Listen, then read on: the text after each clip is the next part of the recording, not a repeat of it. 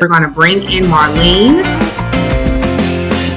Hey, Marlene. So this is Marlene with Divvy. She is going to be our expert, our representative. What if some of our clients are self-employed? They don't necessarily have a W-2. They're kind of fearful of will they be able to proceed with Divvy or not. What do you have to say about that? Yeah, great question, and really important to emphasize. Divvy really tries to open the door for all types of clients. So we definitely work with W-2 clients, we work with self-employed clients and independent contractors, and we also try to factor in as much income as possible, honestly, for all of our clients. So if there's alimony, if there's child support, if there are, VA awards that are being given to you on a monthly basis, all of that is really important for you guys to report to us so that we can give you as high of a budget as possible so that you're comfortable with the types of homes that you're looking at and the budget that you're receiving. So really, when it comes to the different forms of employment, sometimes we come across folks who are employed and it's more so like a cash business. And even in those cases, so long as we can build paper trails to those deposits into their bank accounts and can review that to make sure that it's a stable income over 3 months, we're able to add that in as a form of income. And so, like I said, I think we're really trying to do as much as possible to include those incomes so that there is an opportunity for folks who might otherwise, not have the opportunity because they're self-employed or because they're independent contractors. There is an opportunity. Okay.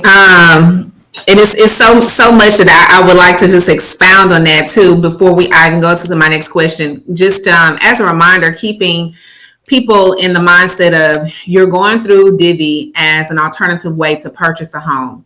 So even though, everything may not be in order, just still going into it with the mindset of purchasing a home. So making sure, your debt to income ratio, that you have a plan to get your debt to income ratio stable to where it needs to be, even though Divvy's coming in at 50%. Most lenders now are asking for 47, 42%, which means that you have to either decrease the debt or increase your income.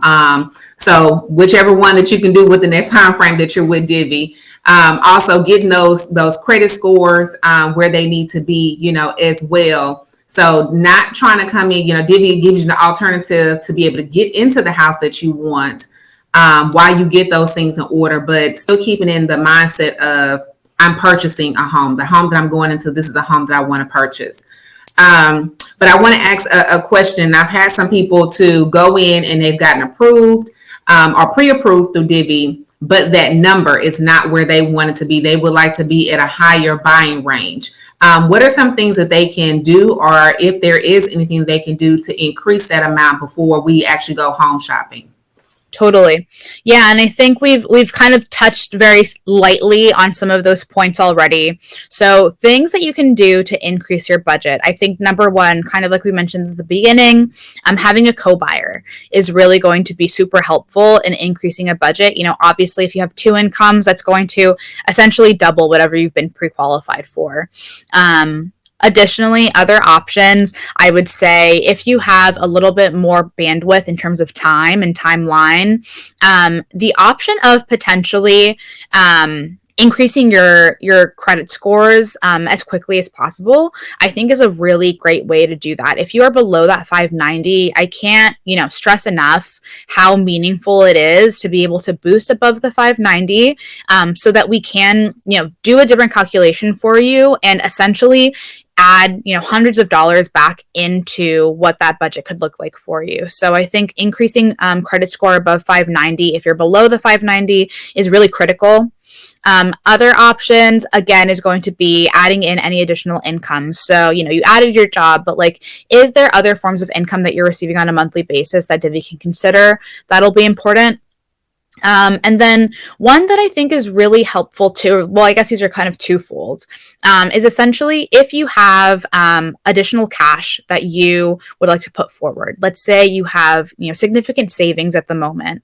I think one way that you can use those savings to begin with is potentially paying down a little bit of debt so that A is going to increase your credit score at least a few points. Maybe it's not going to be enough to move you above that 590, but increasing that credit score is always going to be essential. And to Dana's point, you're working towards being ready to purchase the home back. So anything you can do to kind of work yourselves in that direction is going to be meaningful.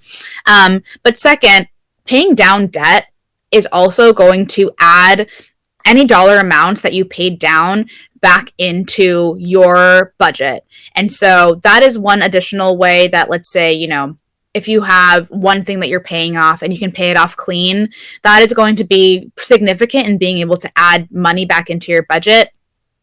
And lastly, I would say one that a lot of people do consider once they've already started the Divvy process is actually taking any savings that you do have and using it potentially towards a higher down payment. And so all of that money anyway is going back to you as savings. Those down payments always go back to you and go into your equity building account with Divvy. But what you're doing is essentially adding in increments of money in order to keep you within your budget range. So let's say, for example, there's a home for $350,000 that you're interested in, but you were only approved for a home that is, somewhere in the 320 range. Based on your monthly budget, we can calculate out for you how much more down payment we would need to put you in that higher range. And so that's another, kind of nuanced option that we have internally, and that really, like, your advisor team is amazing at being able to give you those numbers. So when you get fully approved with Divvy, I would be, for example, working with Dana. And then from there, we would expect that you're going to be working with our advisor team, who are very specifically dedicated to the numbers, to calculations, to properties. And they are the ones that kind of add guidance around how you can increase your budget. Does it make sense? Is it financially reasonable for you to be able to make these payments on a monthly basis? Or are we kind of shooting for the stars, adding in additional income when maybe, a $3,100 monthly rent doesn't necessarily fit your budget and is not necessarily something that you're comfortable with doing. So the advisor team is really a wonderful resource too that I think all of our clients find super helpful once they're fully approved. Thank you guys so much for tuning in to our Lunch and Learn about Divvy. What we always want you to know is we believe that there are different ways to home ownership. Everybody does not have the same route to home ownership. That's why we're bringing you Divvy, and we'll be bringing more programs to you guys. So stay tuned. So again, reach out to us, and always remember, we're always invested in your investment. Absolutely. Have a great day. Thank you.